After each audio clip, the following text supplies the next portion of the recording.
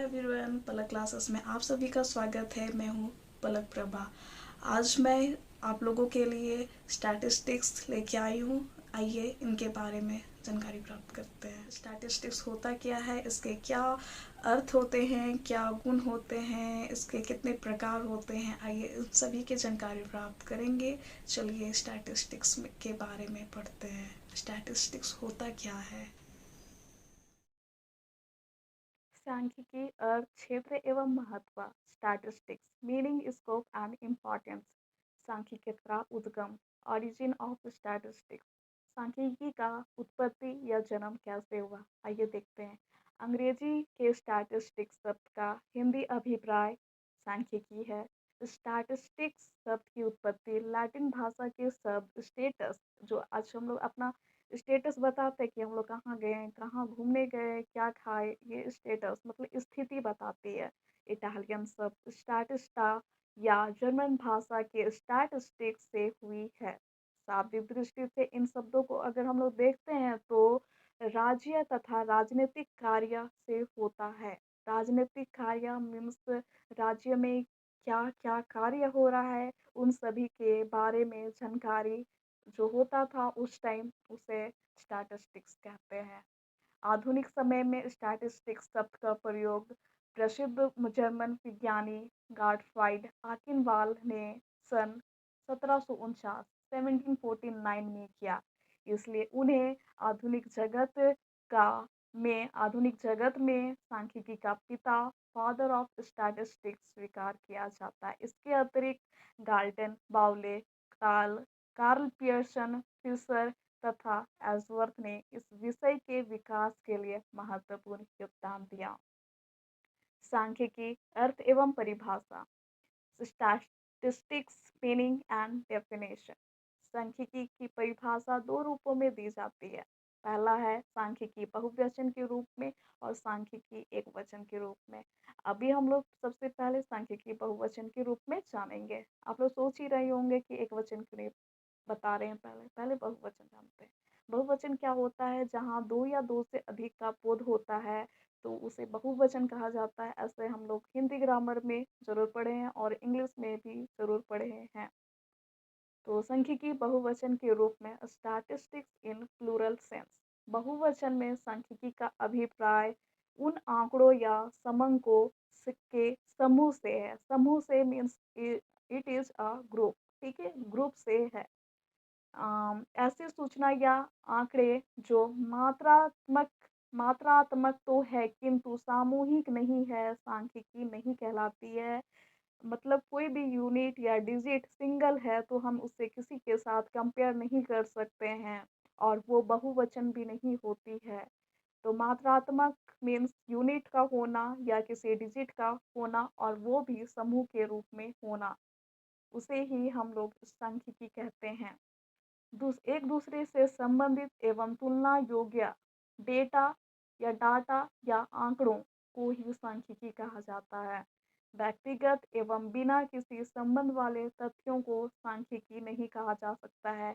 अगर किसी इंडिविजुअल को अगर हम कहते हैं कि वो सांख्यिकी है तो हम उसको सांख्यिकी नहीं कहते हैं। सांख्यिकी के लिए दो या दो से अधिक डिजिट का या चीज़ों का होना आवश्यक है या डाटा का होना आवश्यक है। आइए हम लोग देखते हैं कि हम कौन से आंकड़े जो सांख्यिकी है और कौन से आंकड़े सांख्यिकी नहीं है। आइए इसके बारे में उदाहरण के सहित समझते हैं हम।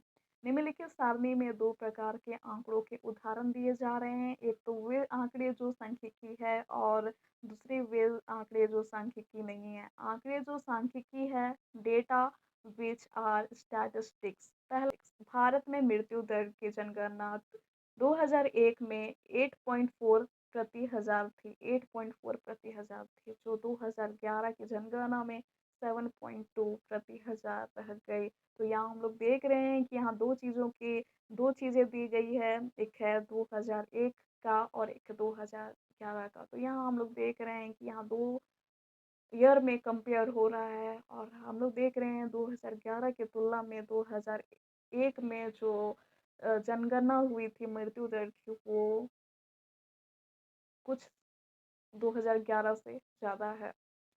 दूसरा देखते हैं सन 1981 ईस्वी में भारत की जनसंख्या 68.4 करोड़ थी, 68.4 करोड़ थी, जो 2011 में बढ़कर 121.08 करोड़ रह गई। तो यहाँ हम लोग देख रहे हैं कि यहाँ जनसंख्या बढ़ गई है। भारत की जनसंख्या 1981 से लेकर 2011 में कितनी बढ़ी है, तो यहाँ पर हम लोग कंपेयर करते हैं। भारत में जनसंख्या घनत्व 1951 में 117 था, जो 2011 में बढ़कर 382 हो गया। तो यहाँ पर भी हम लोग देख रहे हैं कि 1951 में कितना कम था और 2011 में कितना अधिक हो गया। तो यहाँ पर भी हम लोग दो डाटा या आंकड़ों को इकट्ठा किए हैं और दोनों में हम लोग कंपेयर किए हैं, तो इसी को हम लोग स्टैटिस्टिक्स कहते हैं। देखिए अब देखते हैं आंकड़े जो सांख्यिकी नहीं है, data which are not statistics. Radhe Shyam की मृत्यु 58 वर्ष में हुई। तो ये चीज़ 58 वर्ष में, वहाँ इंडिविजुअल है, यहाँ किससे कंपेयर कर सकते हैं, हम भी अपने से नहीं कर सकते ना आप लोग अपने से कर सकते हैं। बस एक राधे श्याम की मृत्यु 58 वर्ष में हुई, तो यहाँ कोई डाटा नहीं है कुछ बनाने के लिए, ठीक है। भारत में जनसंख्या घनत्व 382 है। तो यहाँ पर भी हम लोग नहीं बोल सकते हैं कि भारत का जनसंख्या किसी का जनसंख्या का घनत्व का भी यहाँ कंपेयर नहीं किया गया है। ओनली यहाँ पर भारत में जनसंख्या का घनत्व एक इंडिविजुअल रूप में बताया गया है। यहाँ पर देख रहे हैं तीसरा पॉइंट में, सोहन ने अर्थशास्त्र में 60% अंक प्राप्त किए, 60%। तो यहाँ पर भी किसी से कंपेयर नहीं किया गया है और ना ही इसका कंपेयर हम लोग किसी के साथ कर सकते हैं, क्योंकि कंपेयर के लिए दो डाटा का होना आवश्यक है। अब हम लोग कंक्लूजन में पहुंचते हैं कि सभी जो सांख्यिकी है वे आंकड़े हैं, परंतु सभी आंकड़े या मीन्स डेटा जो है सांख्यिकी नहीं है। आंकड़ों को सांख्यिकी तभी कहा जा सकता है जब उनमें निम्नलिखित गुण होंगे। सबसे पहले है कि वो एक ग्रुप में होना चाहिए, जो फर्स्ट में लिखा हुआ है, आंकड़े तथ्यों के रूप में, समूह के रूप में होना चाहिए। तो यहाँ समूह जो है मीन्स ग्रुप में होना चाहिए, तो ग्रुप मीन्स दो या दो से अधिक का होना।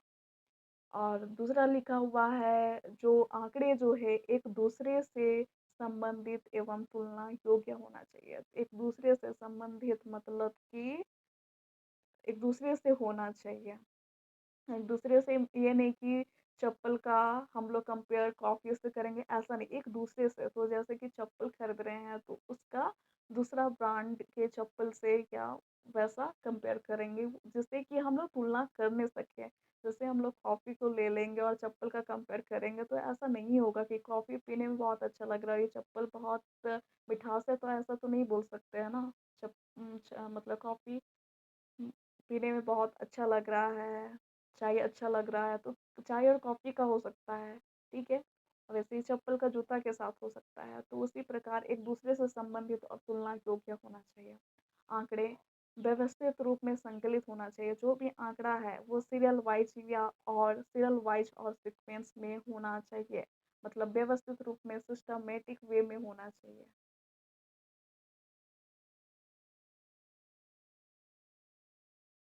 आज का वीडियो यहीं तक। आगे आने वाली वीडियो की जानकारी प्राप्त करने के लिए हमारे चैनल को please like, share and subscribe ज़रूर करें, जिससे आगे आने वाली नोटिफिकेशन की जानकारी आप लोगों को प्राप्त हो जाएगी। धन्यवाद।